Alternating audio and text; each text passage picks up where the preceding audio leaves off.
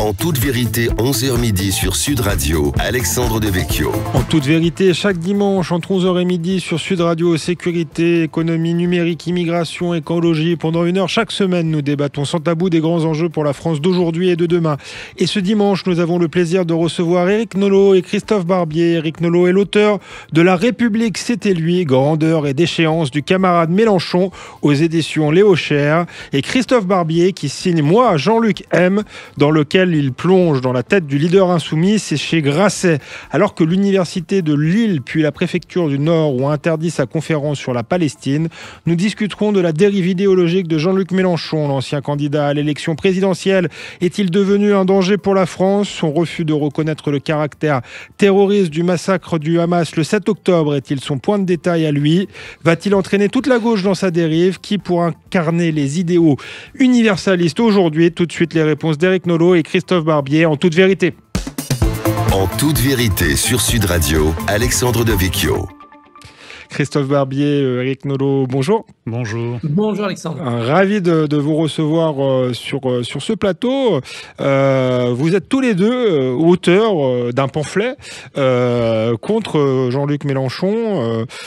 Christophe Barbier, Moi, Jean-Luc M, aux éditions Grasset. Et vous, Éric Nolot, La République, c'était lui, grandeur et déchéance du camarade Mélenchon. Toutefois, pour commencer, j'ai envie de me faire un peu l'avocat du diable. Un rôle de composition. C'est un rôle de composition, je vous l'avoue. Mais sur effectivement son interdiction à l'université de Lille. Il se victimise, bien sûr.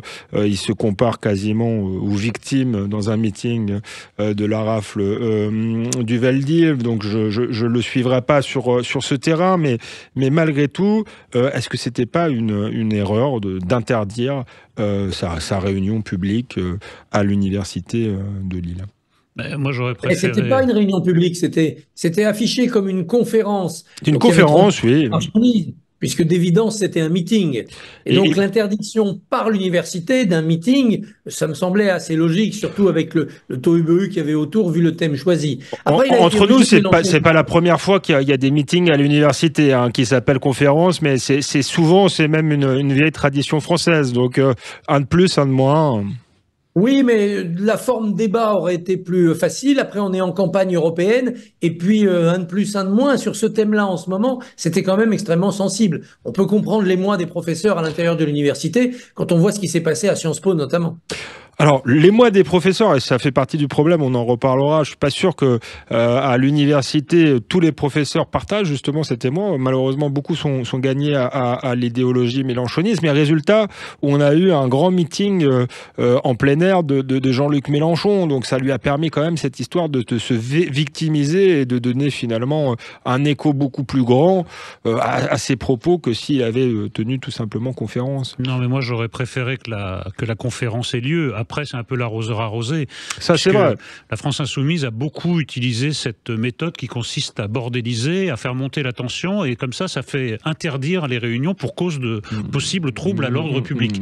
Bon, alors, le mauvais joueur en moi dit c'est bien fait pour eux. Le bon joueur dit oui, il aurait mieux valu, voilà. Parce qu'on a tous ici, je suppose, défilé après Charlie Hebdo pour la liberté d'expression. Jean-Luc Mélenchon a beau jeu maintenant de dénoncer une liberté d'expression à géométrie variable, même s'il est le premier à vouloir censurer tout le monde, y compris CNews, c'est ce qu'il a réclamé hier. Mais si vous voulez...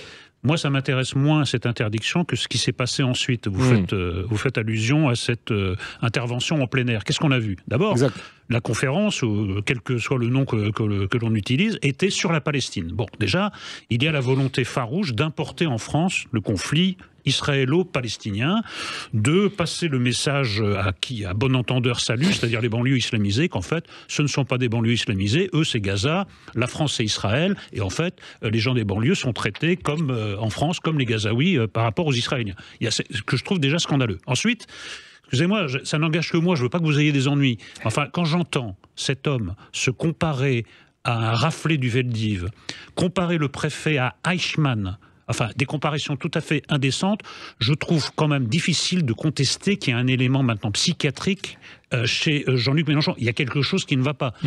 Il n'y aura aucune limite, moi je l'ai dit depuis un moment, il n'y aura aucune limite à l'outrance, ni dans l'importation du conflit israélo-palestinien, ni dans les outrances des comparaisons historiques. Moi, cet homme est un danger pour la France, et il le prouve chaque jour.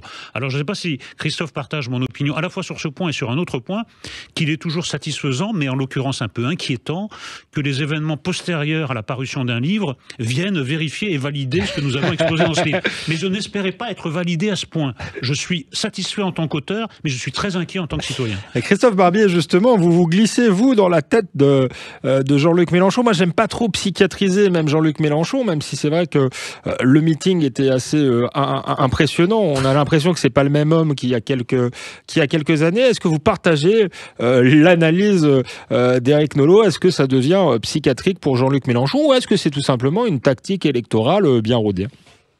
Non, je ne suis pas sur cette thèse du psychiatrique. Je valide l'analyse d'Éric, c'est-à-dire l'importation du conflit et la manipulation de ce conflit pour essayer de mettre le feu à la France. Mais c'est hélas, pas psychiatrique. C'était psychiatrique, une bonne camisole, un médecin et on n'en parlerait plus. C'est politique. Je pense que Mélenchon va jusqu'au bout, il va jusqu'à l'incandescence d'une véritable stratégie politique. Non seulement le conflit palestino-israélien est le thème central de sa campagne pour les européennes, mais ça devient le seul thème. Et on voit Rima Hassan devenir plus célèbre que Manon Aubry pour mener cette liste. Il y a la tête de liste et puis il y a la meneuse de liste. Et donc on voit bien comment Jean-Luc Mélenchon va au bout de son calcul politique et veut en effet essayer de mettre le feu à la France par l'importation de ce conflit. Pas pour les européennes, il s'en fiche complètement du score aux européennes, mais pour continuer à mettre la France dans un état de tension qui va le servir lui pour son combat suprême, c'est-à-dire son combat de 2027. Mais c'est de la politique. Et quand il va jusqu'au bout de la confusion sur les juifs, les musulmans, les nazis et lui, il participe aussi de cette stratégie. Rappelez-vous, il a dit il y a quelques jours, j'ai toujours défendu les juifs, ils m'ont abandonné. Voilà. Lamma sabachthani, disait Jésus sur la croix. Ils m'ont abandonné. Eh bien, Jean-Luc Mélenchon veut faire ce méli-mélo idéologique parce qu'il pense que de ce magma, de cette confusion, sortira l'explosion révolutionnaire. Donc il fera feu de tout bois dans les années qui viennent pour arriver à cette explosion révolutionnaire. Est-ce qu'il n'y a pas tout de même un mélange, là je me tourne vers vous Éric Nolot, effectivement de stratégie, je rejoins ce que dit Christophe Barbier, mais aussi de psychologie. Je pense notamment à sa réaction au moment du 7 octobre, son refus de caractériser ce pogrom d'actes terroristes qui était l'évidence et la décence même. Est-ce que tout était calculé pour lui dès le départ, ou est-ce que finalement il n'a pas été trop loin à ce moment-là et qu'il s'enfonce dans une forme de dérive? Ça fait penser, et ensuite Christophe Barbier nous dira aussi ce qu'il en pense, à Jean-Marie Le Pen, après sa phrase sur le détail de l'histoire, où il y avait peut-être dérapage, et en fait il a fait cette phrase sienne pour toujours. Il a toujours refusé finalement de revenir en arrière. Tout d'abord, il est tout à fait exact de dire que le digne ou l'indigne successeur de Jean-Marie Le Pen, c'est aujourd'hui Jean-Luc Mélenchon. Il a observé, il a beaucoup retenu. Ça, c'est la première chose. Ensuite, au départ, je pense qu'il y avait 100% de cynisme. Moi, j'ouvre mon livre par une scène à laquelle j'ai assisté, donc, puisque j'étais chroniqueur à On n'est pas couché, où c'était presque de la diatribe anti-islamique. Enfin, vraiment, c'était le voile islamique, c'est une honte, c'est obscène, et ceci, cela, on a le droit d'être islamophobe, une seule femme voilée, c'est trop, etc. Bon, je pense qu'il y avait 100% de cynisme, simplement, quand il a complètement changé d'idée, parce que c'était vraiment le calcul électoral. Mais à force de manier cette rhétorique, est-ce qu'il n'y a pas un peu de conviction qui finit par se mêler, certes minoritairement, mais à ce cynisme? Moi, j'en viens à me le demander. Quand vous répétez toute la journée quelque chose, est-ce que vous finissez pas par être un peu convaincu? Ensuite, il y a peut-être une autre explication, c'est que M. Coquerel a dit qu'il avait manqué 400 000 voix pour arriver au second tour à la dernière présidentielle. Pour aller chercher ces 400 000 voix, c'est des voix islamistes, pour parler clairement, comme ce sont des gens qui ne votent pas beaucoup, il faut vraiment être dans une outrance et dans l'outrance de l'outrance. Pour les mobiliser. Voilà, pour que vraiment le moment venu, le jour venu, ils se déplacent. Est-ce que c'est pas ça, en fait, qui est en train de se passer? C'est-à-dire qu'on n'est qu'au début et que d'ici 2027, on aura affaire à des discours encore plus incendiaires. Là, ça nous semble être le maximum. Peut-être que dans 3 ans, on regrettera ce moment comme un grand moment de modération de M. Mélenchon. Christophe Barbier, qu'est-ce que vous en pensez? Oui, il y a l'interrogation sur une véritable conversion de Mélenchon. Il semble croire à ce qu'il dit aujourd'hui sur l'islamisme. On l'a vu au moment de la Baïa. Moi, je pensais qu'il y avait du calcul électoral, mais j'en viens à m'interroger sur une éventuelle conviction profonde, comme s'il avait été contaminé par son entourage. Bien sûr, il y a ce calcul électoral, aller chercher les 400 000 voix qui manquaient. Mais qui manquaient pourquoi? Pas pour gagner, pour être au second tour. Et Mélenchon sait très bien que dans un second tour, notamment face à Marine Le Pen, il serait écrabouillé. Donc c'est pas la victoire par les urnes qu'il cherche, c'est la victoire par la rue. Il veut que ce second tour, Le Pen-Mélenchon en 2027, donne une élection totale de Le Pen, une vague Le Peniste aux législatives, mais que ça provoque un choc, un électrochoc dans la société et qu'on voit la France des banlieues attaquer la France des centres-villes, bourgeois, des retraités qui auront voté Le Pen. Il veut la révolution. C'est un révolutionnaire. Et il va chercher dans les banlieues de l'islam le lumpen prolétariat qui était jadis dans les mines ou la sidérurgie ou les usines du temps de Zola et de Karl Marx. Donc c'est vraiment une logique révolutionnaire avec cette illusion totale que de penser qu'une fois que la révolution sera accomplie, les barbus céderont la place aux marxistes. Oui, on l'a vu en Iran notamment. J'ironise, mais... C'est l'Iran 79-81. Les communistes iraniens ont pensé manipuler les mollahs pour faire la révolution. Puis après, on basculera tous ces religieux dans les oubliettes et on sait ce que ça a donné. Donc je pense qu'il y a ce triple étage chez Mélenchon. Est-ce que c'est le point de détail ?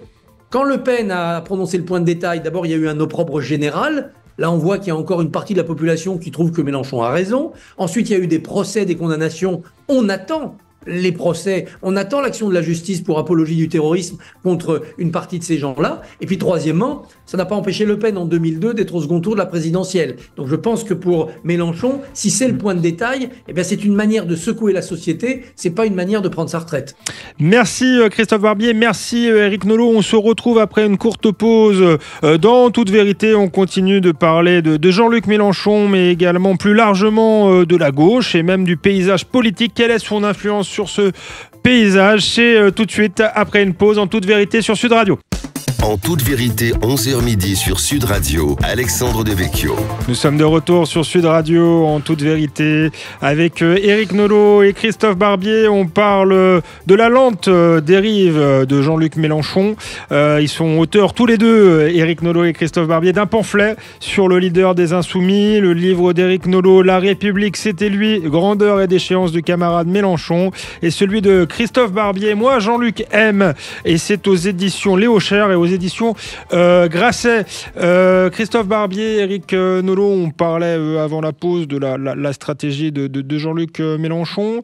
Christophe Barbier nous disait c'est une stratégie, une double stratégie. D'abord la volonté d'arriver au second tour. Hein. Il se rappelle que le détail de l'histoire finalement de Jean-Marie Le Pen l'avait pas empêché d'arriver au second tour. Et une stratégie révolutionnaire. L'ambition est de prendre à l'issue de ce second tour, qu'il sait perdant, Jean-Luc Mélenchon, le pouvoir par la rue.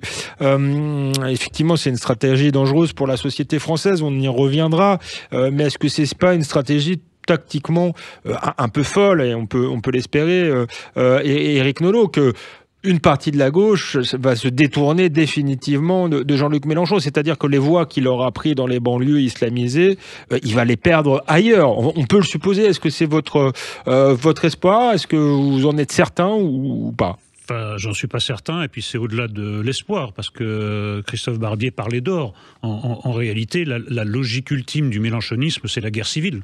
C'est-à-dire la République contre une coalition de barbus, de nervis, de petits voyous, c'est-à-dire tous les gens qu'ils ont encouragés au fil des années, pendant les émeutes, pendant les manifestations. Voilà. En effet, ces gens-là vivent sur le fantasme de la Révolution. Alors, la Révolution française, période terreur, voilà, les caudillos sud-américains, etc. Monsieur Corbière et Madame Garrido ont dans leur salon un portrait de Lénine. Moi, je trouve ça intéressant que des gens prennent leur petit déjeuner en face de l'inventeur du goulag. Moi, je trouve ça très intéressant. Mais ils sont quand même fascinés par trois figures dont la combinaison est assez inquiétante dans un pays comme la France, c'est-à-dire le délinquant, le révolutionnaire et le mollah intégriste. Ce sont leurs trois héros. J'en fais même une psychanalyse un peu sauvage. Donc oui, je suis très inquiet parce que le dénominateur commun, en tout cas l'outil principal de conquête du pouvoir, devient l'antisémitisme. Donc, je vous parle de la France de 2024. Moi, vous m'auriez dit ça il y a encore quelques années, je ne l'aurais pas cru. L'antisémitisme est devenu quelque chose d'absolument, d'ailleurs, dont il pratique absolument toutes les nuances, M. Mélenchon, c'est devenu la clé de voûte de tout. Moi, j'habite dans un quartier où il y a une forte communauté juive. Je ne peux pas passer une journée sans rencontrer un de nos compatriotes juifs qui dit qu'il a peur, qui sont terrorisés. Écoutez, ce n'est pas possible. Est-ce qu'on veut ça? Est-ce qu'on veut vivre dans un pays mélenchoniste où les juifs ont peur simplement d'exister? Est-ce qu'on veut vivre dans un pays où la démocratie sera remplacée par le combat de rue, où la République sera remplacée par l'islamisme? Moi, je ne le veux pas. D'autant qu'il y aura des règlements de compte internes, parce que pour l'instant, le mélenchonisme, c'est l'union des wokistes et des islamistes. On sait comment ça va se terminer. Les seconds vont égorger les premiers. Écoutez, moi, il n'y a rien dans tout ça que je souhaite pour mon pays. La destruction de mon pays, de notre culture, de notre civilisation, de notre République, je n'en veux pas. Voilà pourquoi je m'oppose au mélenchonisme. Il faut d'ailleurs rappeler peut-être le contexte, pour rebondir sur ce que vous venez de dire, Éric Nolot. On a comparé à Jean-Marie Le Pen au moment où il fait le point de détail.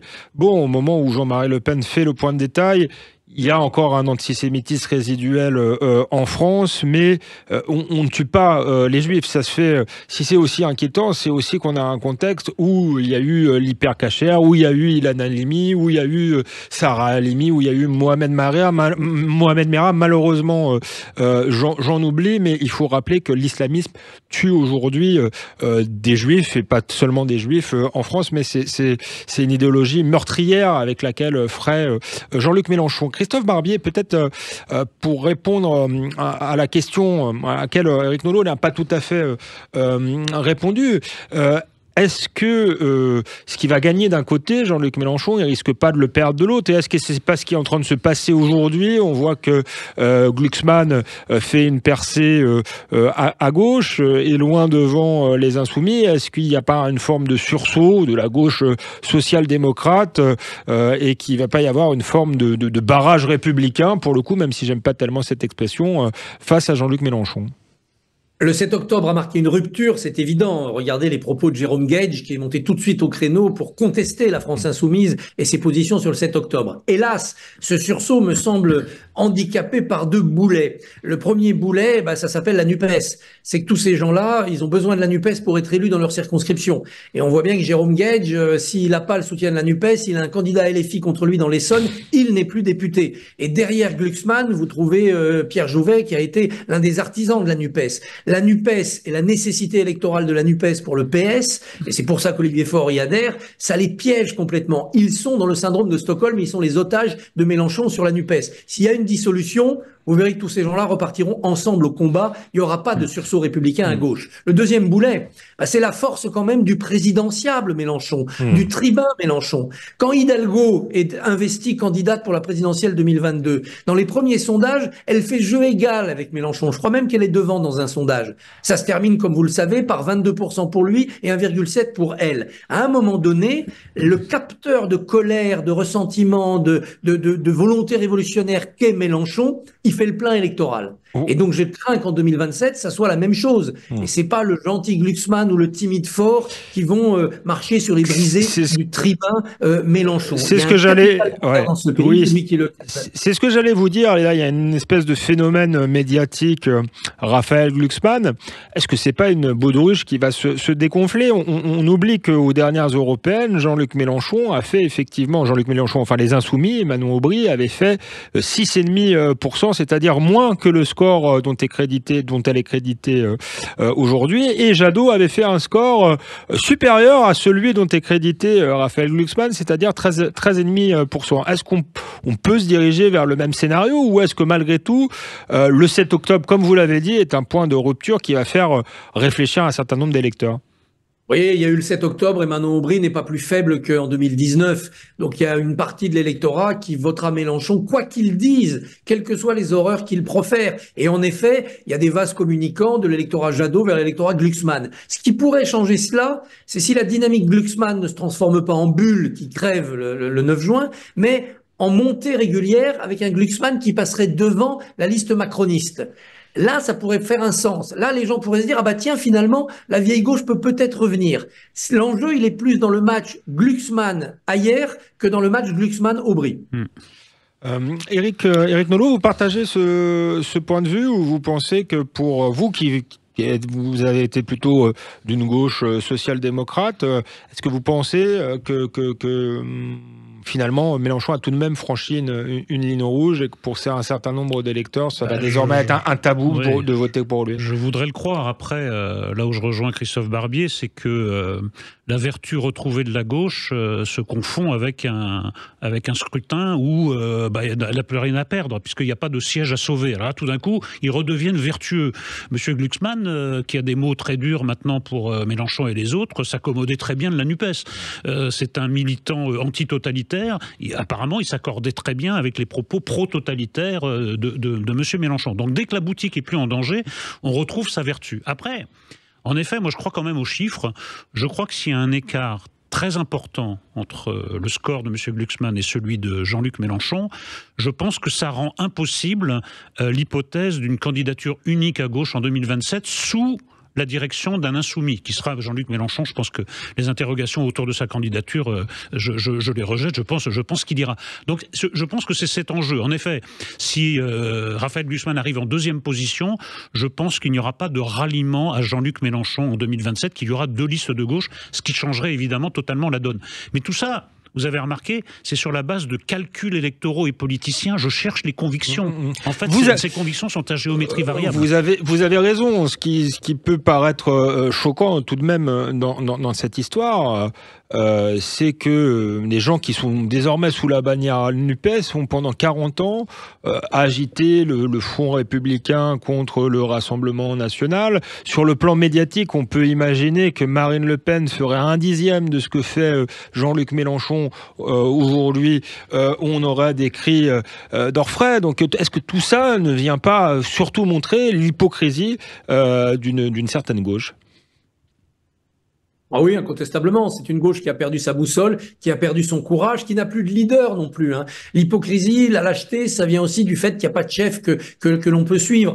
Ce sont des animaux dominés dans un troupeau où le mâle dominant, c'est Jean-Luc Mélenchon. Et ça va continuer. Allez, je vais être un peu optimiste et puis aider Éric Nolot à retrouver sa gauche.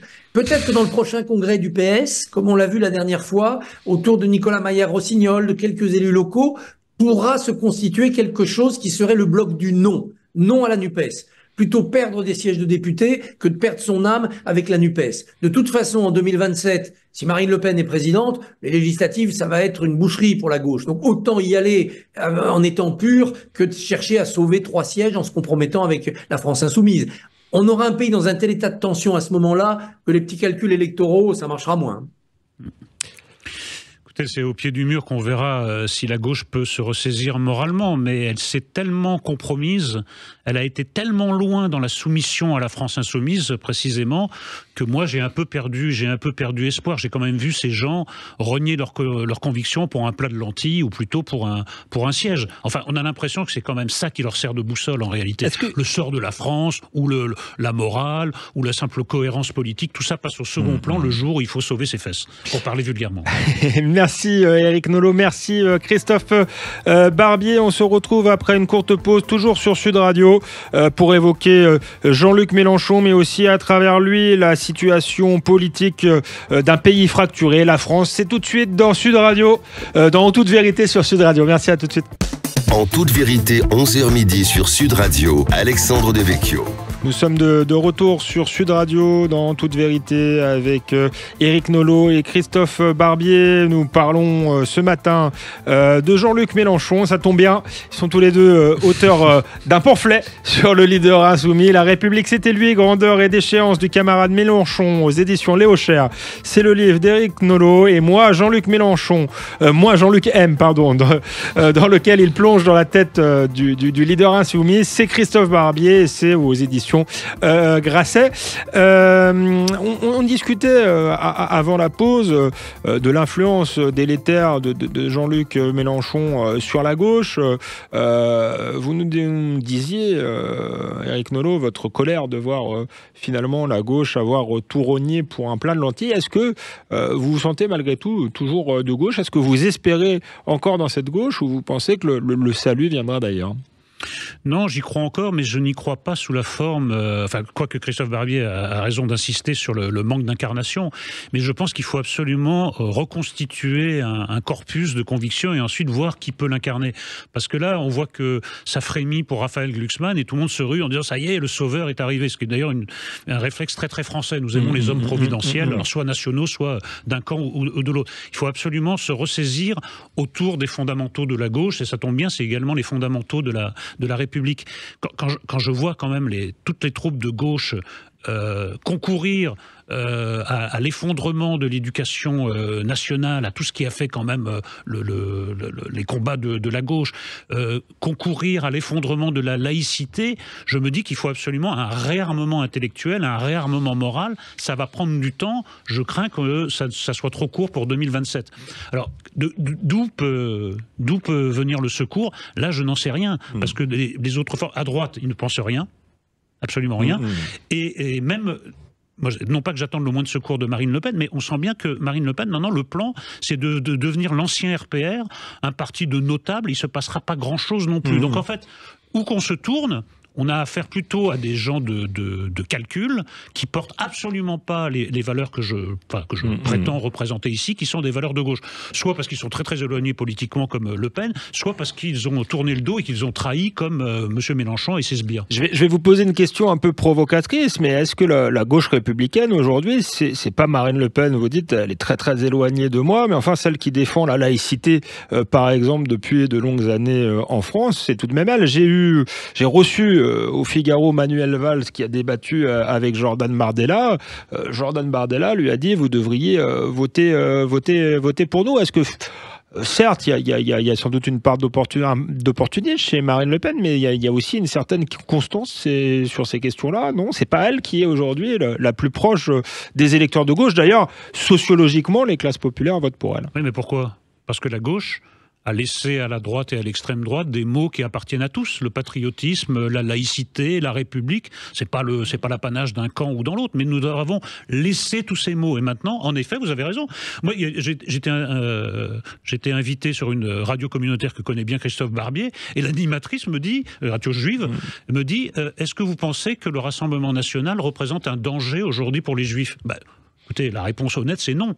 Est-ce que vous pensez que LFI représente un danger pour les Juifs? La réponse honnête est oui. Donc là, on est à front renversé, c'est le cas de le dire. Donc en effet, à force d'avoir tout bradé, d'avoir bradé nos convictions, à force d'avoir laissé tous les mots et les idées au camp opposé, nous nous retrouvons dans les situations, vous avez dit, que je peux qu'approuver vos propos.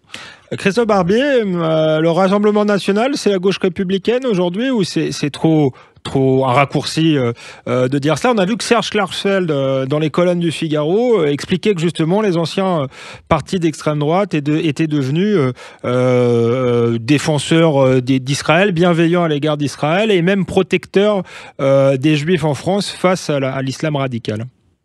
Non, il manque deux choses pour qu'on puisse dire que Marine Le Pen est devenue ou a colonisé la nouvelle gauche républicaine. La première chose, c'est la sincérité, la profondeur de cette sincérité. Pour elle, je n'ai pas de doute, mais son entourage, la profondeur de l'appareil militant, l'électorat. Est-ce que Marine Le Pen au pouvoir ne serait pas débordée et rattrapée par les vieux démons qui sont encore quand même dans la base du parti et dans une forme de socle électoral du Rassemblement national? Elle a fait taire tout cela, je suis pas certain qu'elle l'ait complètement éteint. Ça, c'est ma première inquiétude. La deuxième chose, c'est que pour qu'une gauche soit vraiment républicaine, il faut aussi qu'elle soit sociale. Or, dans le social, Marine Le Pen ne fait que des promesses non financées, elle n'incarne pas la construction d'un véritable modèle d'ascension sociale, d'un véritable modèle d'espoir pour les générations futures, comme la gauche de Léon Blum, par exemple, ou de Pierre Mendès France, ou de François Mitterrand même, ont pu l'être. Alors, peut-être juste j'ajoute quelque chose, oui. Ça n'empêche pas que de nombreux Français de confession juive vous disent la prochaine fois on vote pour Marine Le Pen. À l'échelle d'une vie, celle de Christophe Barbier, la vôtre ou la mienne, c'est quelque chose de stupéfiant. C'est-à-dire du temps de Jean-Marie Le Pen, c'était quelque chose de totalement impensable. Quelques années plus tard, nous voilà dans cette situation. Justement, c'est un peu l'objection que j'allais vous faire, Christophe Barbier. Vous dites elle pourrait être rattrapée par ces vieux démons parce que sa base militante n'a pas vraiment changé et sa base d'électeurs. Alors la base militante, franchement, ça reste à démontrer, puisque ceux qui dérapent sont souvent exclus. Pour ce qui est de la base des électeurs, c'est un électorat populaire qui votait parfois RPR, on l'a dit, comme l'a dit Éric Nolot, mais qui aurait pu voter pour le Parti communiste autrefois.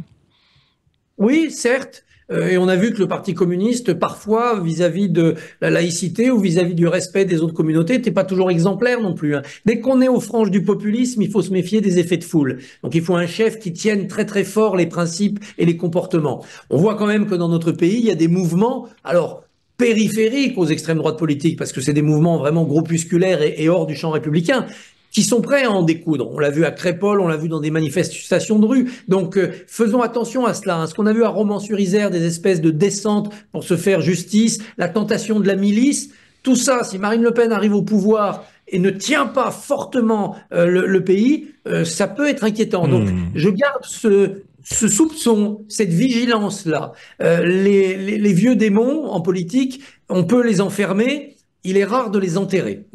Pour en revenir à Jean-Luc Mélenchon, est-ce que c'est pas justement ce que souhaite Jean-Luc Mélenchon? Éric Nolot, vous avez parfois parlé de guerre civile tout à l'heure. Est-ce qu'il compte là-dessus pour semer le chaos dans le pays? Écoutez, non seulement il compte là-dessus, mais je pense qu'on se retrouverait presque automatiquement dans cette situation. Pour ce que vient de dire Christophe Barbier, en effet, ces démons sont très vivaces dans certaines têtes, pas dans celle de Marine Le Pen, qui est vraiment autre chose, qui fait partie, qui est sur un autre logiciel totalement. Mais ce serait... Les Français, en plus, adorent ce genre de choses, dans les franges. Ils adorent en découdre les uns avec les autres. Et là, on serait dans une situation insurrectionnelle quasi quotidienne. Il y a eu des répétitions générales. Alors, Christophe Barbier parlait de Crépol, etc. Mais regardez ce qui se passe dans les manifestations, où en fait, il y a une sorte de répétition générale. Et chacun peut compter ses troupes, en réalité. La France Insoumise a pu compter ses troupes. Il peut compter sur l'appui des Black Blocs dans certaines situations. Ensuite, ils ont encouragé les émeutiers dans les banlieues. Il y a une forme de répétition générale, puisqu'il y aura une contestation politique qui se mêlera à la délinquance, des gens qui voudront piller et qui se joindront à des émeutes et à des affrontements avec l'extrême droite. Donc, en effet, c'est le calcul très cynique que fait Jean-Luc Mélenchon. Ça, j'ai aucun doute là-dessus. Ça, c'est sans doute une réalité, c'est le calcul qui fait.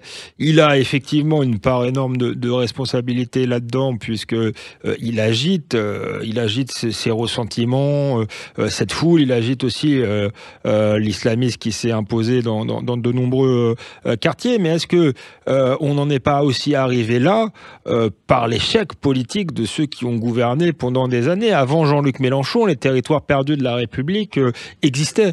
On les a laissés prospérer. S'il y a une partie des classes populaires qui aujourd'hui est prête à s'en remettre au Rassemblement national, c'est aussi parce que la classe politique a échoué. Donc finalement, cette dérive idéologique de Jean-Luc Mélenchon, est-ce que c'est pas la conséquence d'une faillite politique plus générale?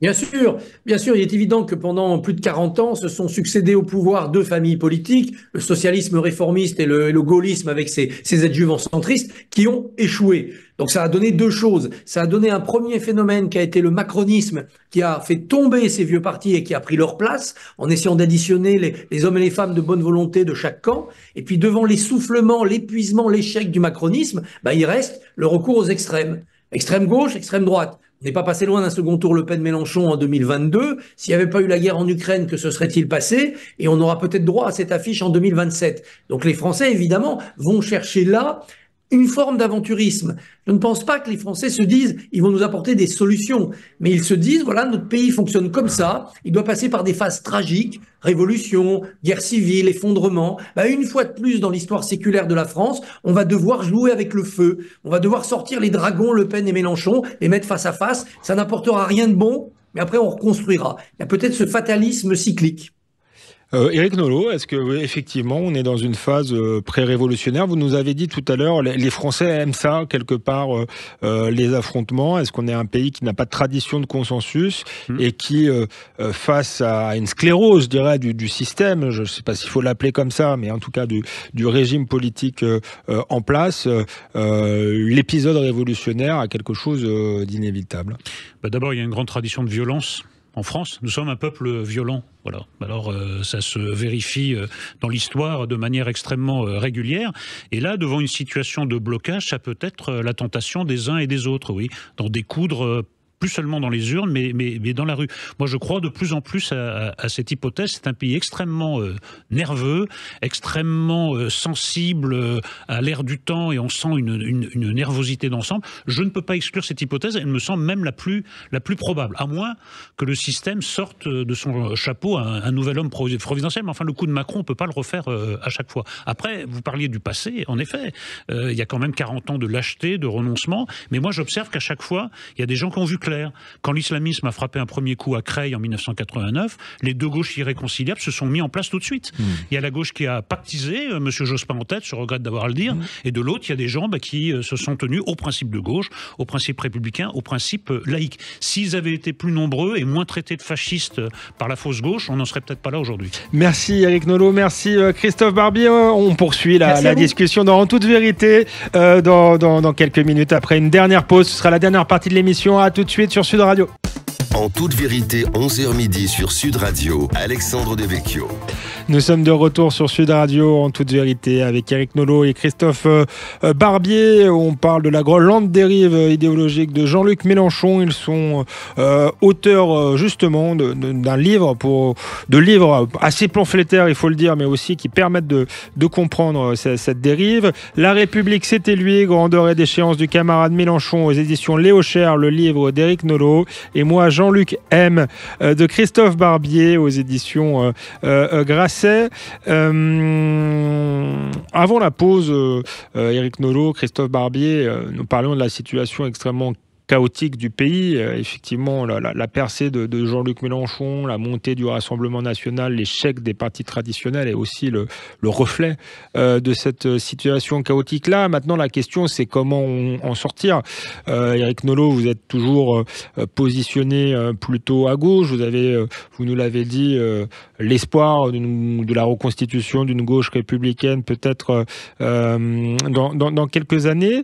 Là, il y a c'est les élections européennes. Il y a effectivement un début de phénomène Glucksmann, mais est-on sûr que Raphaël Glucksmann représente bien cette gauche républicaine? Il est assez difficile, je dirais, à discerner idéologiquement. Raphaël Glucksmann, il ne me semble pas qu'il se soit tant exprimé que ça sur les questions de laïcité, d'autorité, de sécurité, si ce n'est parfois pour être dans un communautarisme light, c'est-à-dire beaucoup moins agressif que celui de Mélenchon, mais on ne peut pas dire que la fermeté sur ces questions-là le caractérise particulièrement. Mais si vous me permettez, à cheval donné, on ne regarde pas les dents.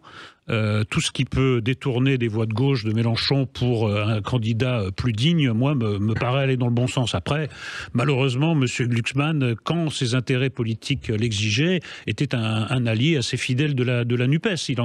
Il en tirait les avantages et il se gardait bien de stigmatiser chez Jean-Luc Mélenchon, ce qui est pourtant tout à fait contraire à ses idées. Donc je ne fonde pas d'espoir démesuré. Je vois juste qu'il y a un frémissement, certes, dans le cadre des européennes, qui est quand même un scrutin tout à fait particulier, qui n'a rien à voir avec ce qui va se passer en 2027.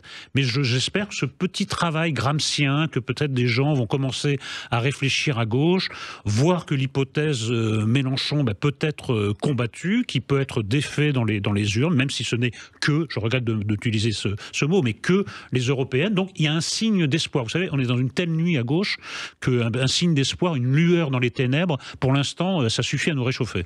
Christophe Barbier, vous vous êtes mis dans la tête de Jean-Luc Mélenchon. Qu'est-ce qu'il y a dans la tête de Raphaël Glucksmann? À quelle gauche il appartient finalement? Bon, il appartient à une gauche humaniste, intellectuelle, assez insoupçonnable, avec sans doute plusieurs biais qui l'empêcheront de reconquérir les classes populaires. Et c'est pour ça que moi je suis assez sceptique face à ce phénomène. C'est qu'en effet la gauche, pour se reconstruire et pour revenir au pouvoir, elle a besoin de reconquérir les classes populaires. Or, Raphaël Glucksmann, c'est quand même sociologiquement le candidat de la France bobo. C'est aussi intellectuellement le candidat de certains combats qui sont loin des aspirations des couches populaires. Je suis pas sûr que on se préoccupe beaucoup des Ouïghours dans les banlieues ou dans les campagnes reculées. Et puis enfin, c'est une gauche qui n'a pas la capacité financière, parce que ça compte en politique, et partisane par son appareil, de renverser un appareil comme celui de la France insoumise. Donc moi, je suis assez sceptique. Je crains que ces européennes ne ressemblent aux européennes précédentes. C'est-à-dire que ça ne donnera aucun signe pour la suite. En 94, Villiers fait un triomphe aux européennes. Il fait moins de 5% à la présidentielle. Les écologistes ont toujours fait des bons scores ou presque aux européennes. Avec Cohn-Bendit, Jadot, ils se sont effondrés ensuite. C'est une élection en trompe-l'œil. C'est une élection de leurre. Parce que notamment, la France du ressentiment, la France qui veut faire mal en votant, qui veut mordre en votant, elle ne se mobilise pas pour les européennes, elle se mobilise pour la présidentielle. En 1999, après les européennes, le Nouvel Obs titre « Le Pen, c'est fini », avec un visuel où on voyait Le Pen se noyer dans de l'eau, parce qu'il y avait eu la scission Maigret, parce qu'il avait fait un mauvais score aux européennes. 3 ans après, c'est le 21 avril 2002, dont nous célébrons aujourd'hui, dimanche 21 avril, l'anniversaire. Donc vous voyez, les européennes, c'est ça, un trompe-l'œil. Je voudrais ajouter quelque chose, c'est qu'il y a en effet un pas que je ne vois pas Raphaël Glucksmann franchir, c'est s'approprier certains thèmes, mais vus de gauche. Alors j'en prends deux, l'ordre. L'ordre, ça reste un thème de droite, alors que ça devrait être un thème de gauche, parce que les principales victimes du désordre, ce sont les classes populaires. C'est eux qui vivent sous la coupe des dealers, c'est pas moi.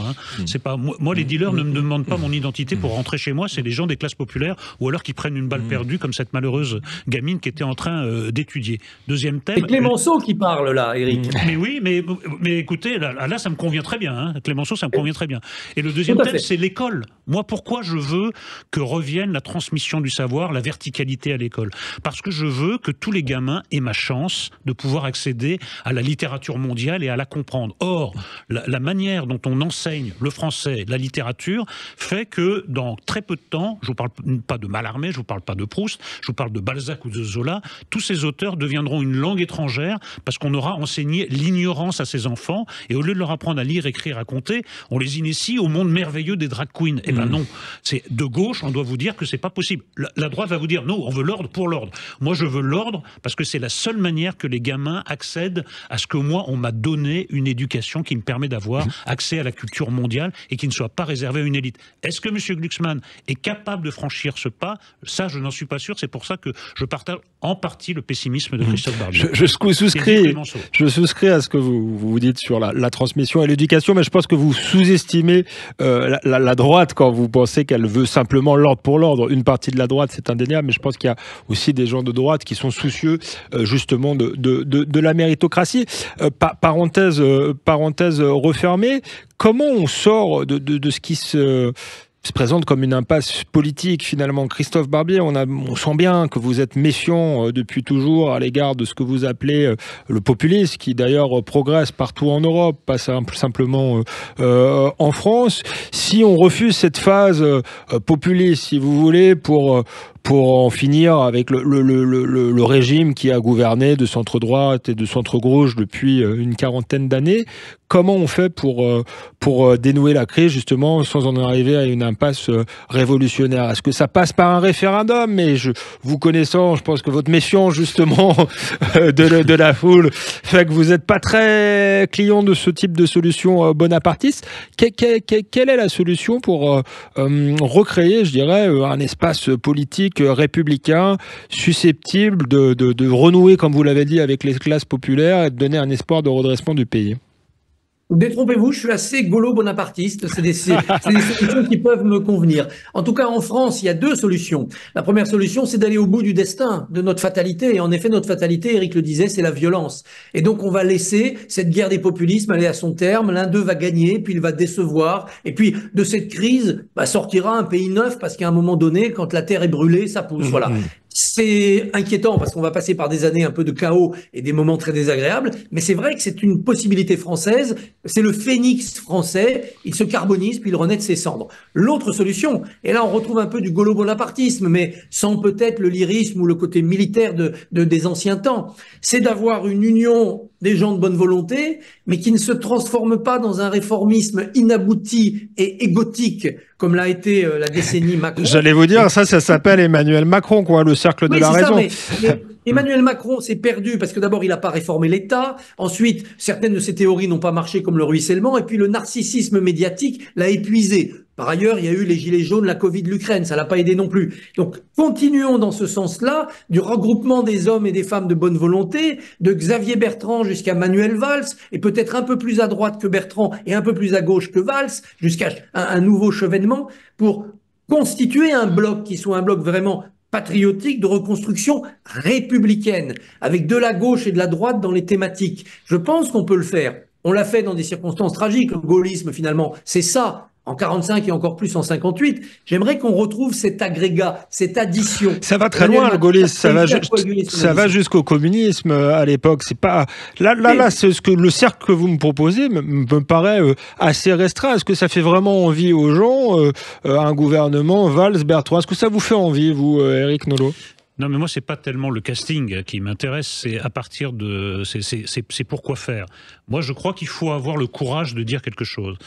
Pour échapper à ce scénario de l'extrême violence qui nous paraît très plausible à la fois à Christophe Barbier et moi-même, il faut avoir le courage de dire qu'il va falloir en passer par une violence relative. Tout le monde a compris que la lutte contre l'immigration va demander des mesures un peu drastiques. Que là, c'est de la rigolade, le cosmétique.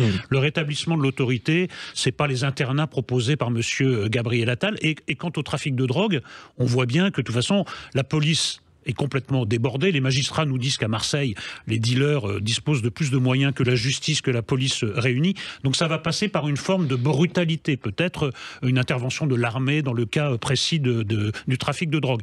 Donc tant que on n'aura pas le courage d'une certaine radicalité, eh bien la radicalité sera confisquée par les extrêmes, qui elles vont l'interpréter à leur manière, en effet sous forme d'affrontement. Est-ce qu'il y aura dans ce cercle de la raison, que je souhaite en effet élargir à d'autres, des gens capables d'avoir ce courage politique et même ce courage physique d'en venir à des mesures extrêmement désagréables et extrêmement brutales? Voilà, à mon avis, la question cruciale. Après, il y a le moyen terme qui est le référendum. En effet, pourquoi ne pas consulter les Français ? Moi, je trouve que c'est quand même la base de la démocratie. L'émission touche presque à sa fin. Peut-être un dernier mot de Christophe Barbier. Cette phase à la Clémenceau, pour le coup, avec un pouvoir fort qui s'assume, ça vous tente ? Oui, la radicalité républicaine, je pense que c'est la voie à suivre. Il faut le faire de manière moderne, hein, parce que Clémenceau, c'était parfois une brutalité un peu sommaire. Le référendum lui-même a besoin d'être renuancé, complexifié pour pas être plébiscitaire, mais c'est dans cette direction qu'il faut aller. Paradoxalement, le Mélenchon d'il y a 20 ans aurait pu prendre cette voie, parce qu'il en avait la ferveur. Il s'est complètement fourvoyé. Dans ma première partie, j'en fais un personnage de théâtre qui retrace son destin. On voit bien les embranchements biographiques où il s'est complètement fourvoyé. On va essayer d'en faire une pièce de théâtre en scène avec Studio Fact Édition qui coédite le texte. Formidable. Et j'espère qu'il y a un acteur qui nous montre ce qu'aurait pu être Mélenchon. Hélas, il a choisi les forces obscures. Eh bien, vous serez réinvité pour parler de la pièce. Il va falloir trouver un bon acteur parce qu'on peut reprocher plein de choses à Jean-Luc Mélenchon. Mais c'est vrai que c'est un formidable tribun et un grand acteur à sa manière, même si un peu effrayant. Merci Éric Nolot, merci Christophe Barbier. C'était passionnant. Je vous laisse avec les informations et on se dit à la semaine prochaine pour un nouveau numéro dans Toute Vérité.